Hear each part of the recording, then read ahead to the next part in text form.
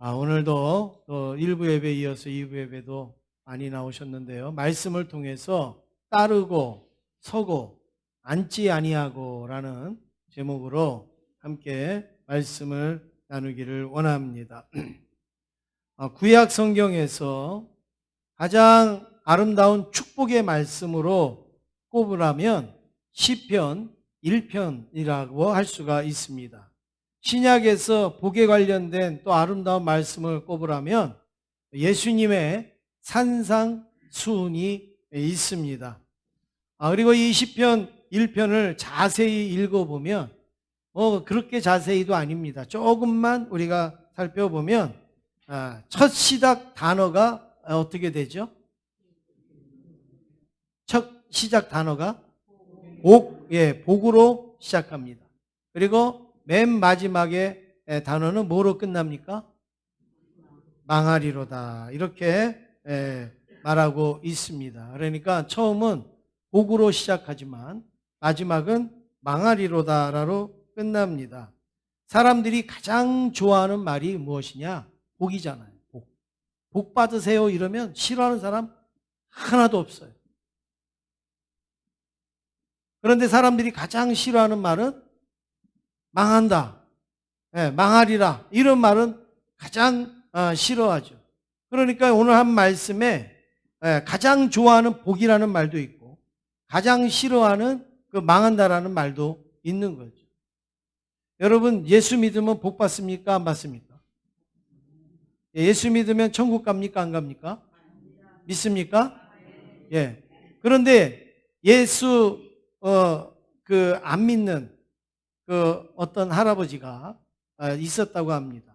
근데 이제 동네에서 전도를 하는데 이 할아버지가 늘 하는 말이 예수는 무슨 예수, 예수가 어딨어? 그러면서 또 예수 믿어야 천국 가시죠. 천국이 어딨어? 천국 못 가면 지옥 가시는데요. 그러니까 지옥이 어딨어? 천국도 없고 지옥도 없어. 이러면서 그 할아버지가 막 그렇게 전도하면 그 야단을 쳤대요. 그래서 하는 수 없이 그러면 예수 믿지 않고 지옥 가세요 이랬더니 막 화를 내더래요. 지옥 없다고 자기가 얘기를 해놓고 예수 안 믿고 지옥 가세요 이랬더니 막 화를 내더래요. 여러분, 사람은 복 받으려면 좋아하고 망한다고 그러고 지옥 간다고 그러면 다 싫어하는 게 그런 사람의 모습 아닙니까? 그런데 이 시편 1편에 바로 복이라는 거하고 망한다라는 것을 대조를 시키면서 이야기를 하는데 누가 복을 받느냐? 의인이 복을 받는다. 누가 망하느냐? 악인이 망한다. 이렇게 말씀을 하고 있습니다. 그러면 악인은 무엇이고 그럼 의인은 무엇인가? 오늘 우리가 이 말씀을 통해서 한번 우리가 살펴보기를 원합니다. 첫 번째로 복 있는 사람을 넘어뜨리는 유혹이 있습니다. 복 있는 사람을 넘어뜨리는 유혹이 있어요. 오늘 본문은 의인과 악인으로 나눠집니다. 우리 1절에 한번 보시면 1절에 뭐라고 말씀하고 있습니까? 복 있는 사람은 악인들의 꾀를 따르지 아니하고 이렇게 말을 하고 있죠. 그 다음에 또 6절에 가서 보면 악인은 이렇게 망하리로다 말하고 있지 않습니까? 그러니까 여기에 보면 복 있는 사람은 의인이다. 의인. 그 다음에 악인들은 망한다. 악인은 망하는 사람이라 이렇게 표현을 하고 있습니다. 그러므로 오늘 이 자리에 계신 저와 여러분들이 다 의인으로 복 있는 사람이 되시기를 간절히 원합니다. 그래서 우리는 어떻게 하면 복을 얻을까를 고민하는 사람들이 아니에요. 저와 여러분들은 어떻게 해야지 복을 받지 그렇게 하는 사람들이 아니라 우리는 복 있는 사람이 예수 믿는 순간 저와 여러분은 복 있는 사람입니다. 그리고 복을 가진 사람들입니다. 그 복을 가진 그 사람들이 이제 복을 어떻게 누리냐인데 복을 받았는데 우리가 유혹에 넘어감으로 그 복을 놓칠 수가 있다. 그 복을 잃어버릴 수가 있다. 빼앗길 수 있다. 그래서 오늘 말씀에 보면 세 가지의 유혹을 이겨라. 복 있는 사람을 넘어뜨리는 세 가지의 유혹을 이겨라 이렇게 말씀합니다. 1절 말씀을 다시 한번 읽어보겠습니다. 1절입니다. 시작.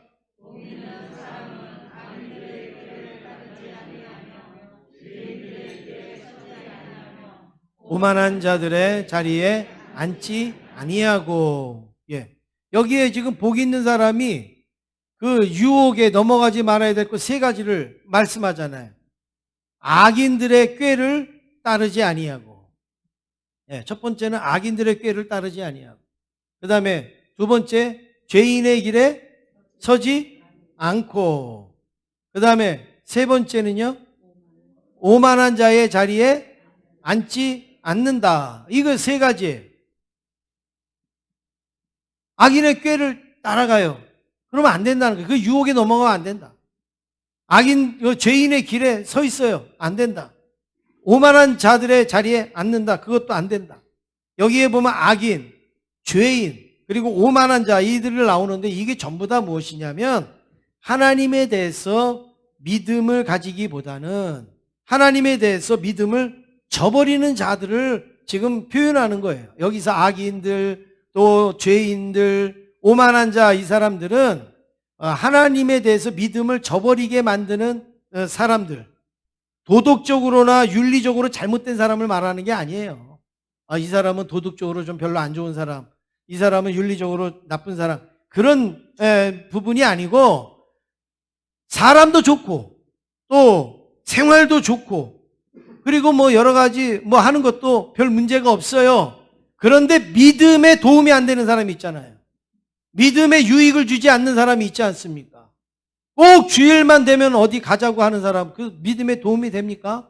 안 되지 않습니까? 그러니까 믿음에 도움이 안 되는 사람, 믿음을 저버리게 만드는 그 사람들을 지금 성경에서는 악인이다, 죄인이다, 그리고 오만한 자라 이렇게 지금 구분을 하고 있는 것이죠. 그래서 이분들이 믿음을 저버리는 유혹을 우리에게 할 때에 따르지 말라는 거예요.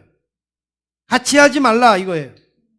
이런 분들과 함께 있다가 보면 어떻게 되는가? 자기도 모르게 악인의 꾀를 따르게 되고 죄인의 길에 서게 되고 오만한 자리에 앉게 된다라는 말씀입니다. 처음에는 조금 궁금해서 기웃거리서 보다가 그러다가 조금 물으면 좀 따라가다가 또 조금 지나면은 그 자리에 그냥 서 있고 그리고 조금 더 지나면 아예 그냥 자리를 틀고 앉아서 이제 이렇게 믿음을 저버리는 행위들을 하는 것을 지금 여기서 말씀하고 있습니다. 그래서 잠언 13장 20절에 보면 이런 말씀을 하는데 한번 같이 읽겠습니다. 시작. 지혜로운 자와 동행하면 지혜를 얻고 미련한 자와 사귀면 해를 받느니라. 아멘. 지혜로운 자하고 사귀면 어떻게 된다고요? 지혜를 얻어요.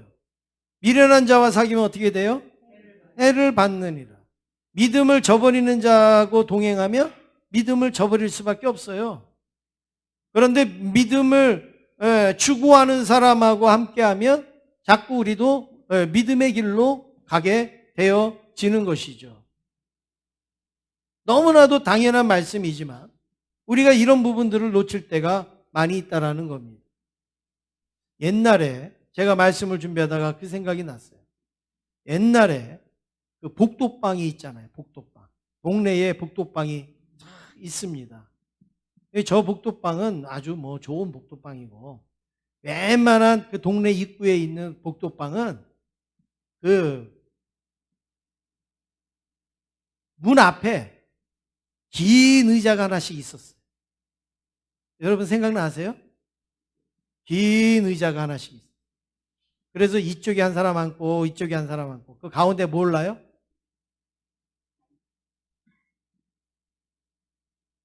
어느 나라에서 오셨어요? 복도방 한번 생각해 보시라고요. 이거 뭐 몇백 년 전 일 아니고 4, 50년 전 이야기예요. 한번 생각을 해보세요. 저런 복도방, 간판이 있는 복도방 앞에 골목 앞에 긴 의자 하나씩 있었어요. 그리고 한 사람이 이쪽에 앉고 한 사람이 이쪽에 앉아요. 그리고 가운데다가 몰라요? 장기판. 생각나세요? 장기판을 놓고 장기를 두는 거예요. 그 복도방에서. 그러면 그 옆에 어르신이 지나가다가 그걸 이렇게 쳐다보고 아이고 또 장기도 또 싸우려고 장기도 그러면서 막 빈잔을 막 줘요. 그런데 조금 있다 보면 그 어르신이 가지 않고 이렇게 들여다보고 있죠. 예. 그러다가 조금 있다 보면 뭐 하고 있어요? 그렇죠. 훈수두죠. 아이, 그 상을 가야지. 그걸 마가 움직이고 있어. 막 이러면서 막 훈수를 둬요. 그런데 조금 더 지나면 그 어르신이 뭐 하고 있어요? 나와봐. 그리고서 자기가 들어 앉아가지고 그때서부터 장이야 멍이야 그러다가 나중에 누가 싸워요? 왜? 지금 본인이 싸우는 거예요. 장기 확 들렀고 확 일어나면 어떻게 돼요? 저쪽 사람이 확 넘어지죠. 예. 의자 이렇게 만들어 놓으니까 양쪽에 무게 잡고 앉아 있다가 이쪽에서 화가 나갖고 예고도 없이 확 일어나면요 뒤로 확 넘어지는 거예요. 그냥.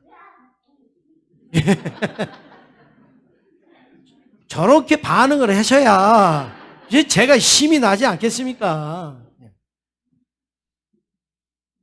제가 오늘 말씀을 준비하면서 바로 그 장면이 생각이 났어요. 처음에는 핀잔을 줘요. 그것도 싸우려고. 그리고 장기를 두냐고. 근데 조금 지나다 보면 훈수 두고 있고 조금 지나다 보면 거기에 앉아가지고 그리고 본인이 다투고 있고 싸우고 있다는 말이죠.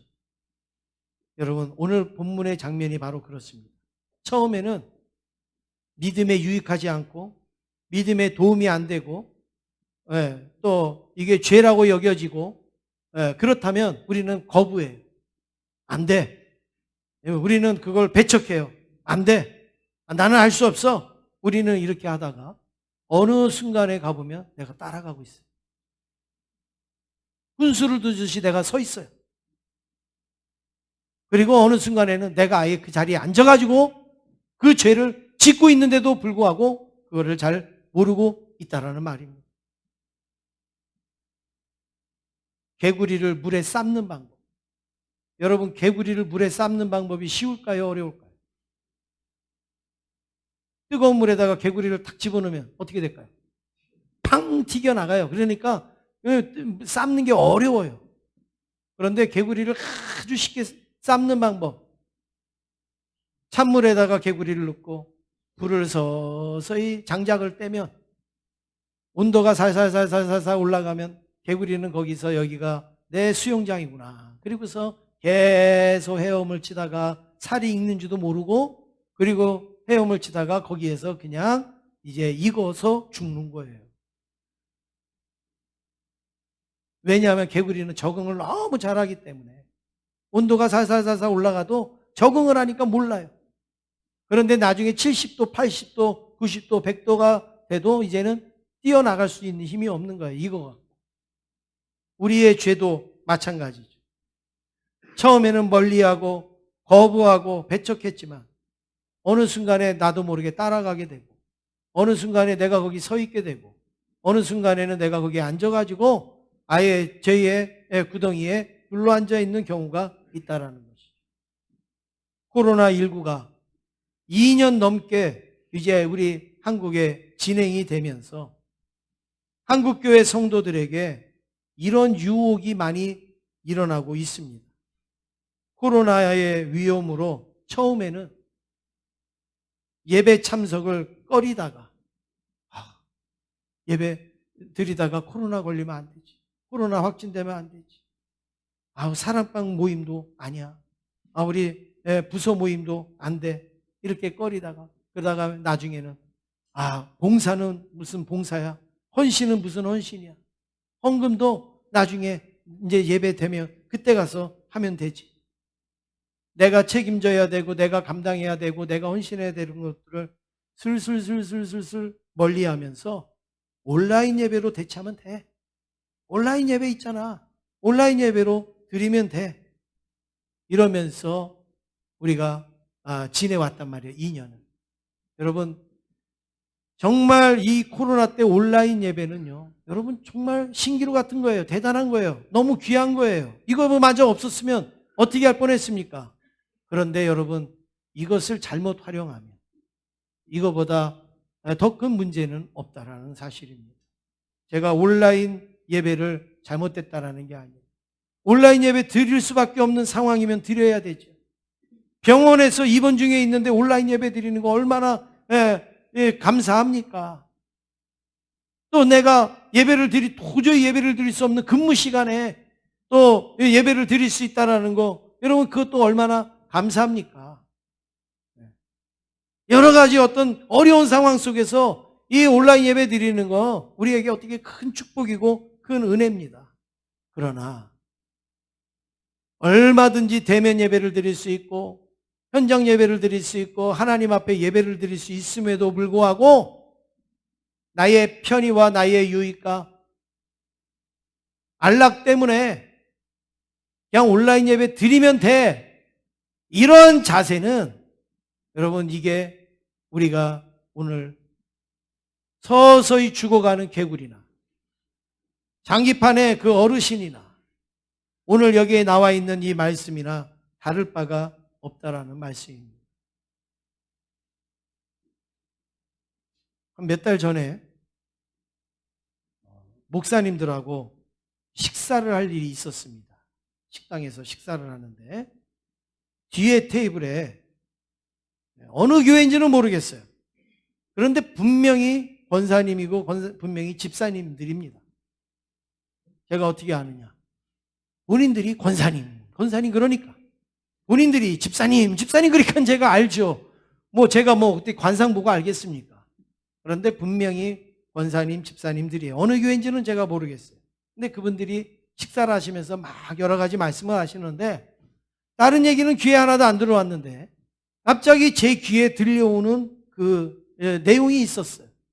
그래서 제가 그 내용을 듣게 됐는데 제가 들으려고 들은 게 아니라 그냥 내 뒤에서 뒤통수에다 대고 얘기하니까 저는 들을 수밖에 없는데 이렇게 얘기합니다. 주일날 골프를 치러 갔다는 거예요. 저는 주일날 골프 쳤다라는 걸 뭐라 그러는 거 아닙니다. 그거를 제가 잘못됐다고 말하는 게 아니라 그분들의 생각이 문제가 있다라는 걸 제가 말씀을 드리는 거예요. 그래서 주일날 골프를 치러 갔다는 거예요. 그러면서 뭐라고 얘기하느냐? 온라인 예배를 드리니까 너무 좋아. 온라인 예배 틀어놓고 밥 먹으면 되고 산에 올라가면서 틀어놓으면 되고 골프 치면서 틀어놓으면 되고 온라인 예배가 얼마나 좋은지 온라인 전도하고 있더라니까요. 거기서 온라인 예배 틀어놓고 밥 먹으면서 온라인 산에 올라가면서 온라인 예배 틀어놓고 골프 치면서 온라인 예배 틀어놓고 그냥 채팅에 이름만 올리면 돼. 언제부터 우리들의 예배가 온라인 틀어놓으면 되는 예배가 됐습니까? 언제부터 우리의 예배가 온라인만 틀어놓으면 돼, 채팅에다 이름만 적어놓으면 돼, 그런 예배가 됐냔 말이에요. 우리 선조들이 그런 예배를 드렸습니까? 정말 총칼이 있음에도 불구하고 목숨을 걸고 하나님 앞에 내가 죽으면 죽으리다 이러면서 예배를 드린 나라가 우리나라인데 코로나 2년이 지나오면서 처음에는 어떻습니까? 처음에는 마스크 쓰고 나와서 예배 드리니까 전부 울었잖아요. 하나님 우리의 죄를 용서해달라고 막 울면서 예배를 드렸잖아요. 온라인 비대면 예배를 드리면서 얼마나 우리가 가슴 아파하고 저도 막 눈물 흘리면서 그렇게 안타깝게 예배를 드리지 않았습니까? 근데 시간이 흐르면서 우리도 모르게 그냥 따라가는 거예요. 우리도 모르게 이제 자리에 서는 거예요. 이제는 아예 자리를 들고 앉아서 이제 교회 갈 것도 없어. 이제 온라인 예배 드리면 돼. 온라인 예배. 그냥 틀어놓고 왔다 갔다 하면서 그냥 산에 가면서 그냥 골프 치면서 그냥 하면 돼.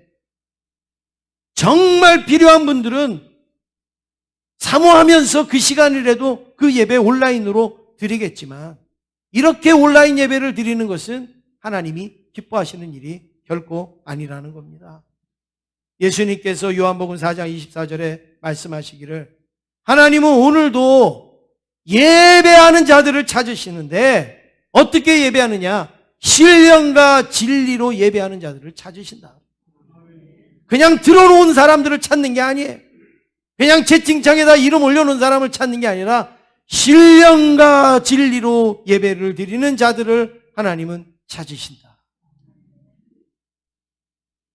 코로나19로 한국에 5만 개의 교회가 있는데 1만 개의 교회가 문을 닫거나 예배를 드리지 못한다고 합니다.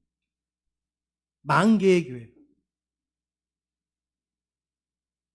교회마다 성도들이 30%가 연락이 안 된대. 연락이 안 된대. 전화를 해도 안 받고 문자를 해도 답장도 없고 연락이 안 돼. 우리 교회도 문자를 제가 보내면 한 200통 매주 보내는데 200통 보내는데 그 살아계신 분은 한 10분밖에 안 돼요.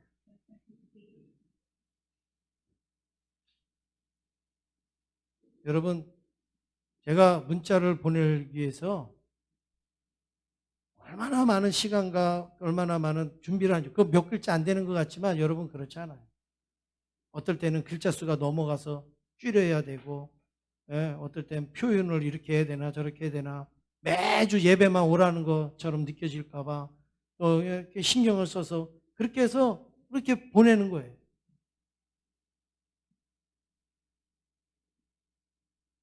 그런데 한국교회에 성도들이 30%가 살아요. 여러분 30%니까는 별로 아닌 것 같죠? 3,000명 모이는 교회에 30%면 몇 명이에요? 3,000명 모이는 교회에 30%면 몇 명이에요? 1,000명. 1,000명이 없어진 거예요. 네. 그리고 예배의 인원이 절반으로 줄었어요. 한국.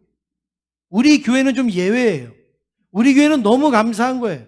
네, 여러분들이 너무 힘써 주시고 여러분들이 너무 또 참여해 주셔서 우리 교회하고 통계하고는 좀 안 맞아요. 여러분 우리 교회를만 보니까는 지금 뭐 별 문제가 없는데 이렇게 여러분 생각하실지 모르지만 지금 바깥으로 나가면요 지금 한국교회가 난리가 났어요. 교육자들을요 40%를 구조조정을 한다는 거예요. 그러니까 10명 있는 부교육자 10명 있는 교회 4분을 내보내는 거예요 지금. 여러분 이거 엄청난 일 아닙니까? 그리고 1년만 이 상태로 더 지나면 아예 한국교회 30%가 줄어든다. 그러니까 5만 교회에서 한 2만 교회는 없어진다는 얘기예요. 이런 보고는 일제강점기 때도 없었다는 거예요. 6.25 전쟁에도 이런 일은 안 일어났다는 거예요. 피난을 다니면서도 예배를 드리고 뭐 하고 했지 6.25 전쟁도 이런 일은 없었다. 보릿고개 배가 고프고 막 이러는데도 이런 일은 없었다는 거예요. 그런데 코로나가 들어오고 나서 2년 만에 우리 한국교회가 무너지고 있어요. 목회자 세미나에 갔더니 여러분 전부 이거 가지고 지금 한국교회가 몸살을 앓고 있어요. 그래도 다행히도 우리 제자교회는 그나마 발버둥 치고 있고 그리고 버티고 그리고 힘써 노력을 해서 그래도 그나마 감사할 제가 정말 그래도 우리 교회는 감사합니다. 여러분들이 그래도 하나님 앞에서 그 믿음 생활 저버리지 않으려고 노력하고 발버둥을 쳤기 때문에 그래도 여기까지 왔고 선교사님들을 보내고서 성경금을 못 보내는 교회들이 너무너무 많은 거예요 지금. 그런데 저희 교회는 여러분들이 힘을 써서 선교사님들 또 우리가 후원하고 하는 거 하나도 밀리지 않고 하나도 줄어지지 않고 그대로 우리는 할 수가 있고 지금 계속 그렇게 지금 하고 있습니다. 여러분들이 이 코로나19에 세상의 흐름에 따라가거나 서거나 주저앉지 않고 그리고 하나님의 말씀에 힘쓰려고 노력했기 때문에 바로 이런 일이 일어난 것입니다. 우리 옆에 있는 분하고 인사하시겠습니다. 조금만 더 견디세요. 우리 인사하시겠습니다.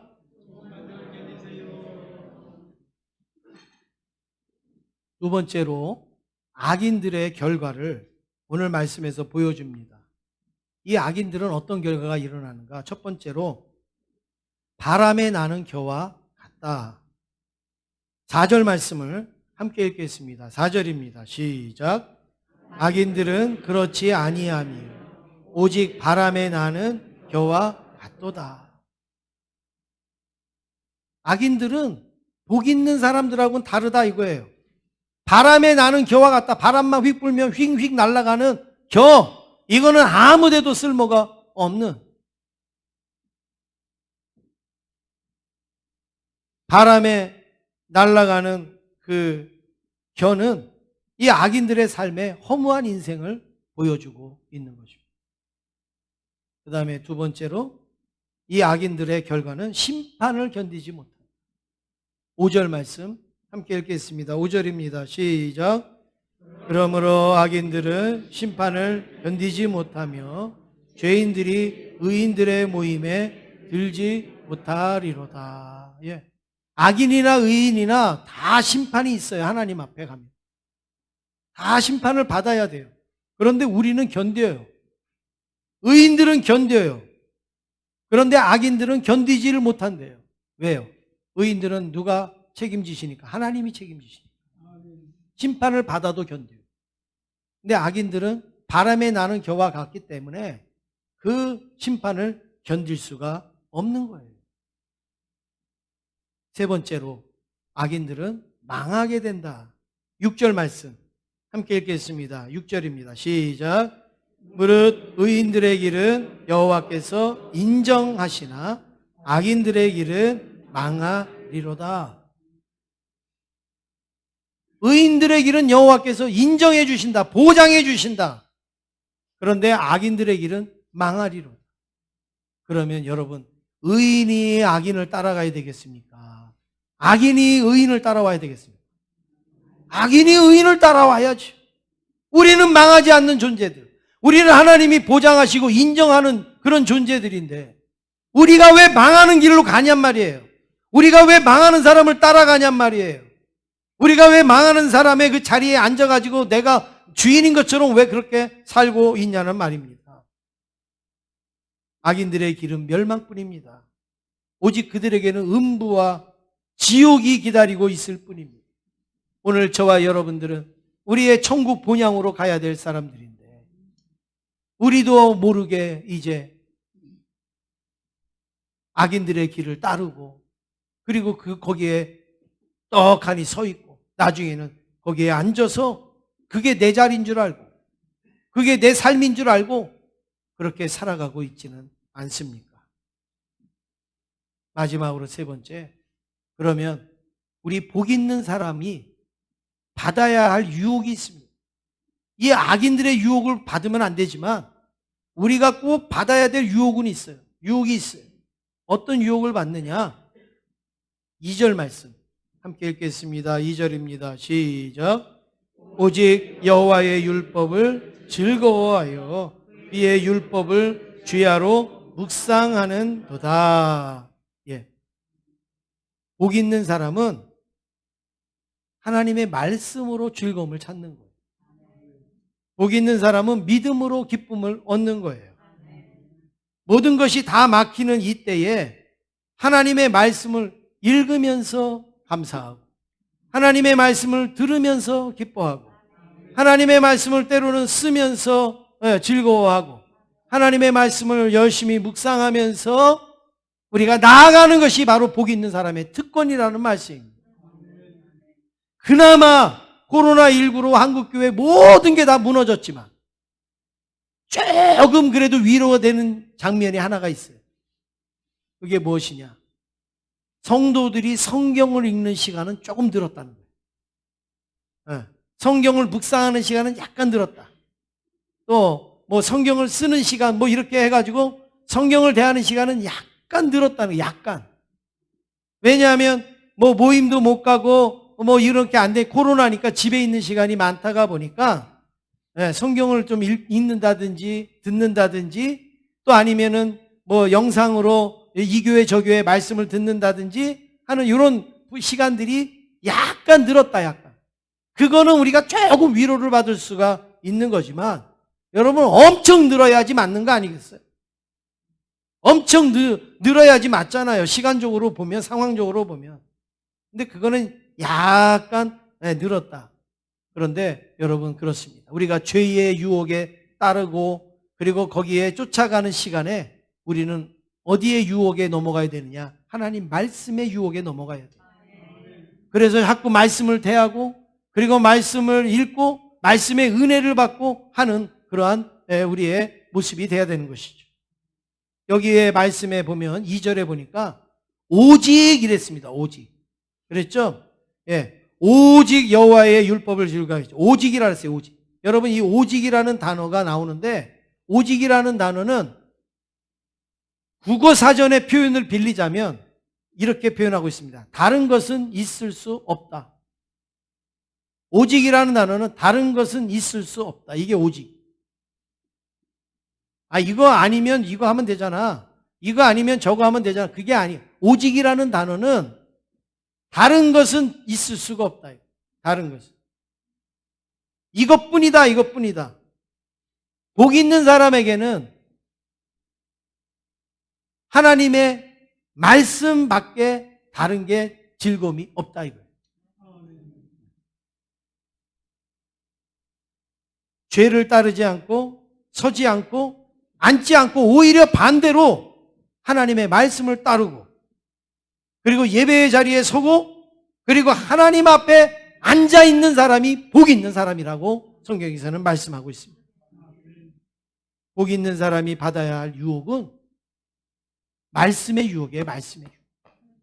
어떻게 하면 말씀을 읽을까? 어떻게 하면 말씀의 은혜를 받을까? 어떻게 하면 말씀을 전할까? 어떻게 하면 우리가 말씀을 기록할까? 어떻게 하면 이 말씀에 하여튼 말씀 이게 바로 우리가 빠져야 되는 유혹. 그래서 다윗이 하나님의 말씀을 얼마나 귀하게 여기고 얼마나 소중하게 여겼는가? 시편 19편 10절에 다윗은 이런 고백을 하고 있습니다. 같이 읽겠습니다. 시작. 금곧 많은 순금보다 더 사모할 것이며 꿀과 송이꿀보다 더 달도다. 뭐가요?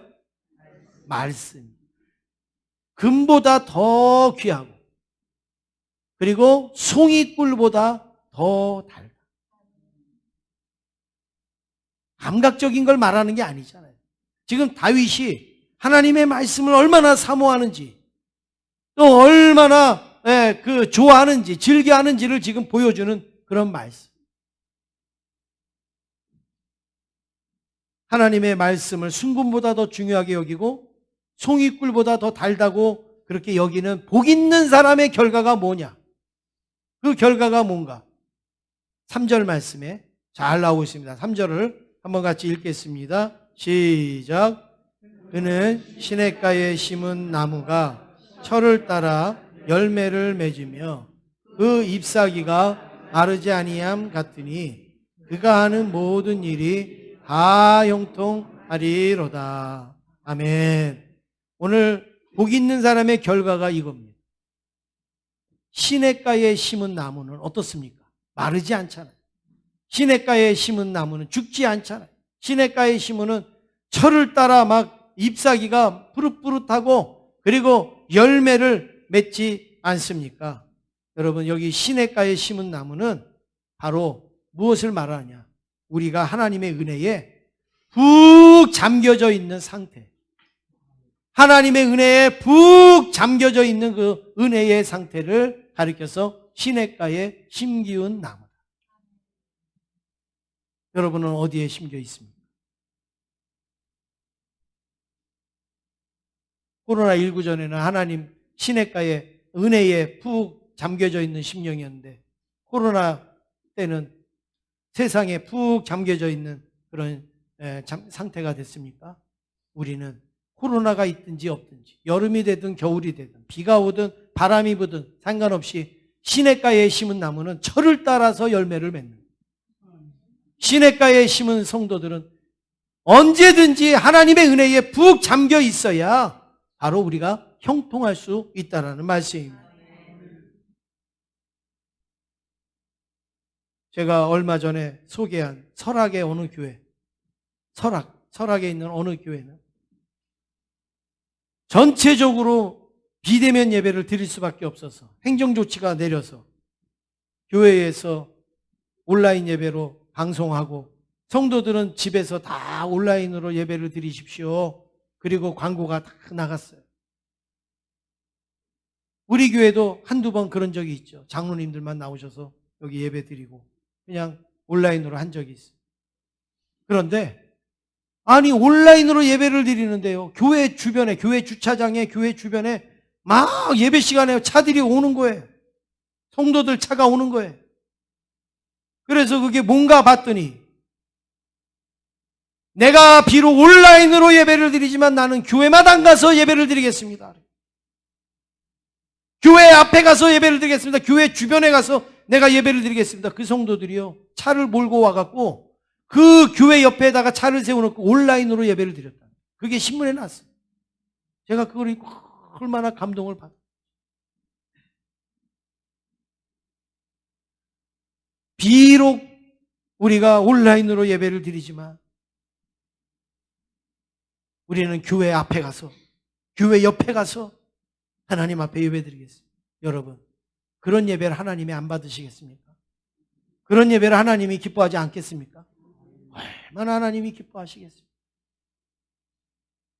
예배를 얼마든지 나올 수도 있고 예배를 얼마든지 드릴 수도 있는데 그거 틀어놓으면 돼. 그냥 틀어놓고 하면 돼.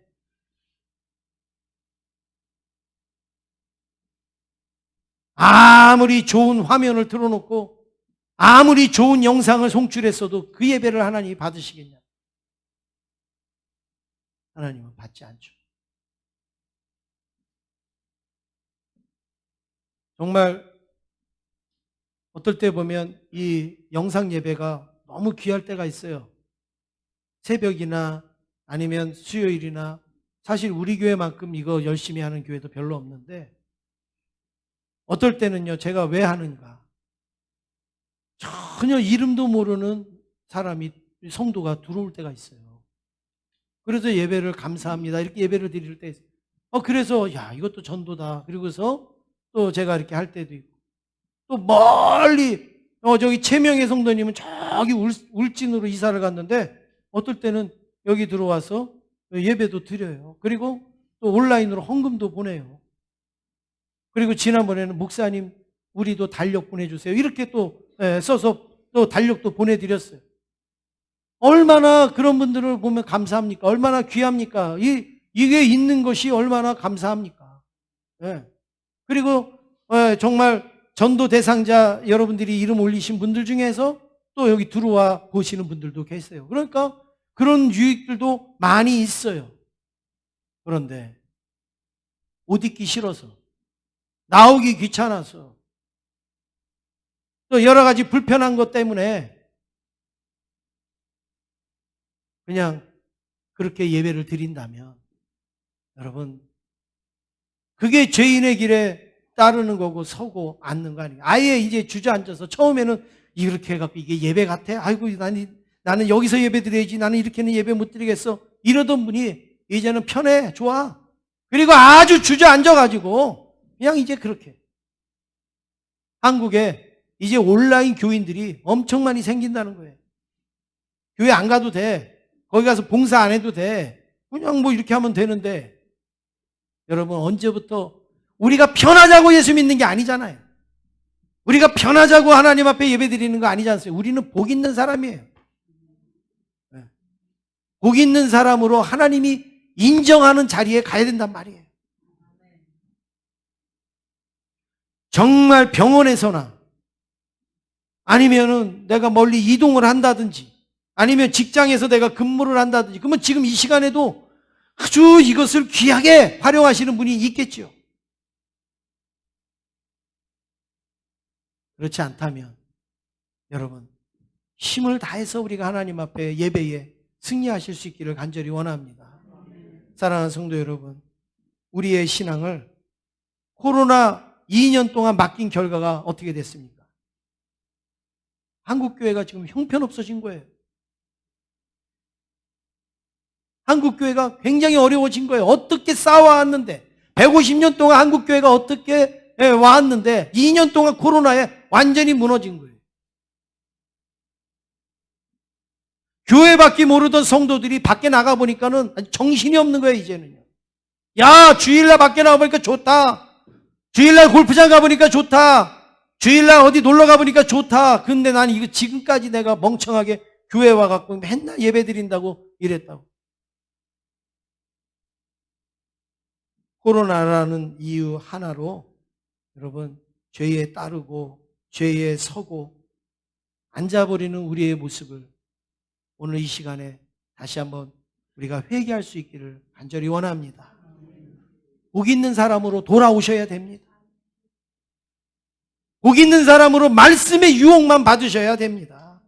오직 유혹이라는 것은 말씀의 유혹만 우리가 받아야 시냇가에 심기운 나무와 같이 풍성한 결실을 맺을 수가 있습니다. 오늘 저는 이 영상으로 예배드리시는 분들 또 이 자리에 나오시는 여러분들에게 제가 오늘 호소를 합니다. 여러분 이제 온라인에서 나오시기를 바랍니다. 여러분의 자리로 돌아오시길 바랍니다. 예배의 자리에 나오시길 바랍니다. 나오고 싶어도 나올 수 없는 분들을 생각하시면서 나는 나올 수 있으니까 여러분 그 자리를 지키시길 바랍니다. 하나님께서 이제 우리의 한국교회나 우리 교회에 여러분 이 코로나가 이제 문 닫을 쯤 되면요. 저는 분명히 기도합니다. 발버둥을 치고 몸부림을 친 교회와 성도들에게는 하나님은 엄청난 부흥의 역사를 주실 줄로 믿습니다. 하나님의 엄청난 큰 축복을 허락하여 주실 줄로 믿습니다. 너희들 잘 견뎠다, 잘 이겼다, 잘 싸웠다. 교회건 우리 가정이건 우리 심령이건 이제 말씀이 아닌 것에 따르고 서고 앉았던 것을 회개하고 이제 다시금 말씀 붙들고 전진할 수 있는 저와 여러분 되시기를 주님의 이름으로 축원합니다.